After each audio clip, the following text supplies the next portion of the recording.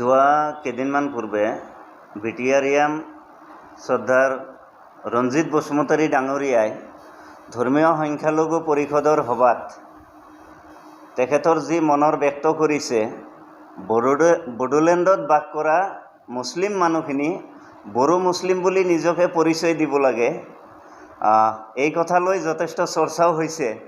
যিহেতু আপোনালোকে এই বিষয়ত মোক সুধিছে, তো ইয়াৰ ওপৰত আপত্তি কৰিব লগা একো নাই, কাৰণ ৰঞ্জিত বসুমতাৰী ডাঙৰীয়া যিখিনি কথা ব্যক্ত কৰিছে তেখেতৰ মনৰ কথা ব্যক্ত কৰিছে।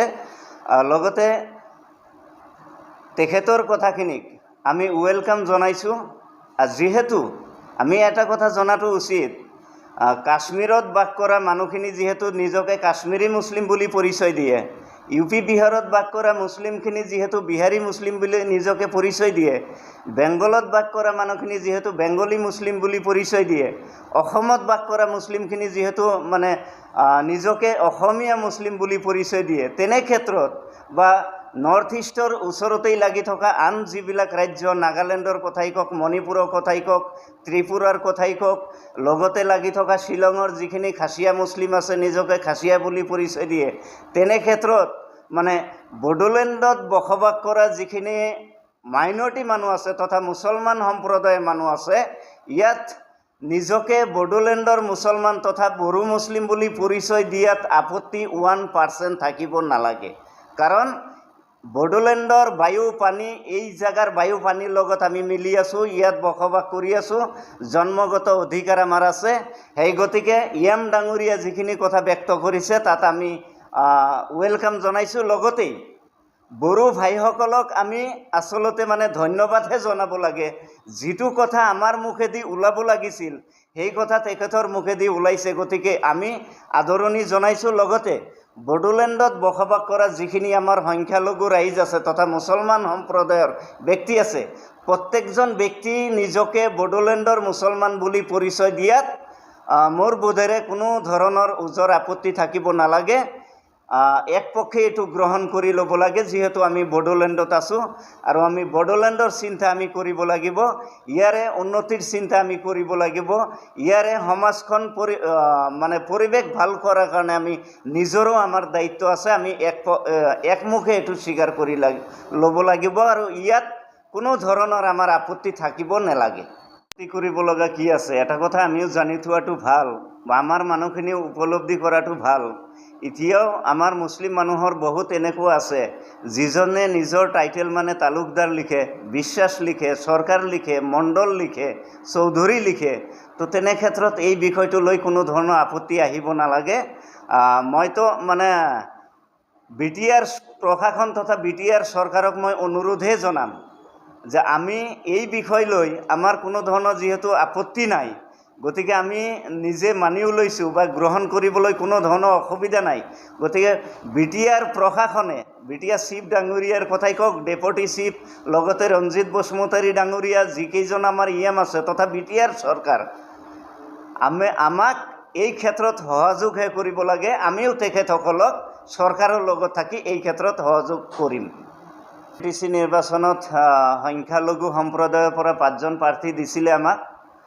তো এই প্ৰাৰ্থী 5জন নিজিকাৰ কাৰণ প্ৰথমতে আমি নিজৰ দায়িত্ব আগতে স্বীকাৰ কৰি ল'ব লাগিব, কাৰণ যিকেইখন সমষ্টিত প্ৰাৰ্থিত্ব প্ৰদান কৰিছে সেই সমষ্টিবিলাকত কিন্তু সংখ্যালঘু মেজৰিটি। গতিকে ইয়াত নিশ্চয় আমাৰ ভুল কিছু হ'লেও আছে।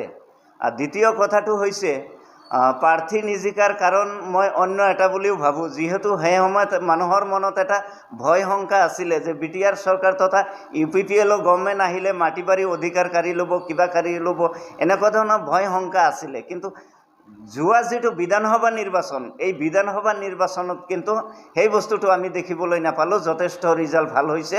2025 যিটো নিৰ্বাচন হ'ব বা উপ নিৰ্বাচন যিটো হ'ব, এই উপ নিৰ্বাচন তথা 2025 নিৰ্বাচনলৈকে চাব, সংখ্যালঘু ৰাইজে ইতিমধ্যে বুজি পাইছে, BTC যিখিনি মাইনৰিটি মানুহ আছে এইখিনি সম্পূৰ্ণভাৱে বুজি পাইছে যে আমি চৰকাৰৰ পক্ষত থকাটো ভাল। লগতে যিটো উপ নিৰ্বাচন হ'ব, উপ নিৰ্বাচন গোসাইগাঁও লগতে তামোলপুৰত এনেকুৱা এটা ঢৌ আহিছে, তেখেতসকলে আচলতে মেণ্টেলিটি প্ৰিপেয়াৰ হৈছে UPPL দলক ভোট দিয়াৰ কাৰণে। কাৰণ এই কাৰণেই দিব, উপ নিৰ্বাচনবিলাকক ৰুলিঙৰ পক্ষত যিহেতু ৰিজাল্টটো থাকে, গতিকে তেনেকুৱা চিন্তা চৰ্চা আছে। লগতে BTCৰ উন্নয়নৰ স্বাৰ্থত, মাটি বাৰী অধিকাৰৰ স্বাৰ্থত, চাকৰি বাকৰিৰ স্বাৰ্থত এইবাৰ সংখ্যালঘু ৰাইজে 70-80% ভোট দান UPPL দলক কৰিব। লাফিকুল ইছলাম ডাঙৰীয়াৰ যি হত্যাকাণ্ড, এই হত্যাকাণ্ড ইতিমধ্যে CBI তথা NIA স্পষ্টভাৱে 3জন ব্যক্তিৰ নাম ঘোষণা কৰিছে। আৰু তেখেতসকলৰ পৰিয়ালেও স্বীকাৰ কৰিছে যে এইকেইজন ব্যক্তি এনেকৈ BPF দল তথা XBLT লোক হয় বুলি নিজেই মানে স্বীকাৰ কৰিছে তেখেতসকলৰ পৰিয়ালে। এতিয়া কথাটো হৈছে NIA CBIয়ে ঘোষণা কৰিছে ঠিক, এই ব্যক্তিকেইজন ক'ত আছে, কি কণ্ডিশ্যনত আছে, আজিৰ তাৰিখত কিন্তু কোনেও অৱগত নহয়। মই ভাবোঁ কোনোবা পক্ষৰ ইয়াত ৰাজনৈতিক ষড়যন্ত্ৰ অকণমান হ'লেও লুকাই আছে।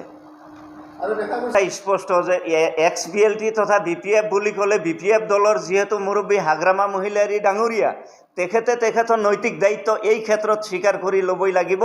যাৰ কাৰণে আজিৰ তাৰিখত আমি দেখিবলৈ পাইছোঁ যে তেখেতে নিজৰ মানে যিটো মানে NIA তথা CBI ঘোষণা কৰিছে, সেইকেইজন ব্যক্তি যদি ইতিমধ্যে প্ৰশাসনে কৰায়ত্ব কৰে, তেতিয়াহ'লে নিশ্চয় হাগ্ৰামা মহিলাৰী ডাঙৰীয়া ইয়াত সাঙুৰ খাব।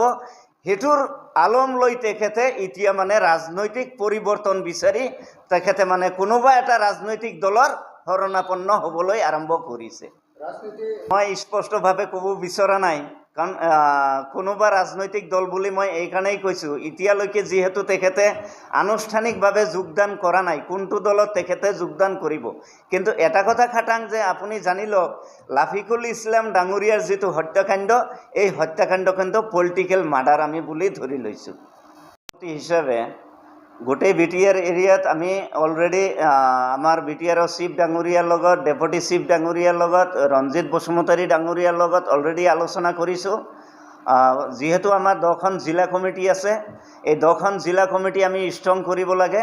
আমাৰ লক্ষ্য আৰু উদ্দেশ্য এটাই, বিগত 2টা নিৰ্বাচনত আমাৰ সংখ্যালঘু ৰাইজে যিটো ভুল কৰিছে, দ্বিতীয়বাৰ সেই ভুল আমি কৰিব বিচৰা নাই।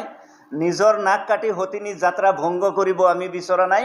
গতিকে আমাৰ লক্ষ্য উদ্দেশ্য হৈছে 2025ত যাতে সংখ্যালঘু ৰাইজৰ নেতৃত্বত UPPL দলৰ একক সংখ্যাগৰিষ্ঠ চৰকাৰ আমি কৰিব পাৰোঁ। আমাৰ টাৰ্গেট মিছন সেইটোৱে।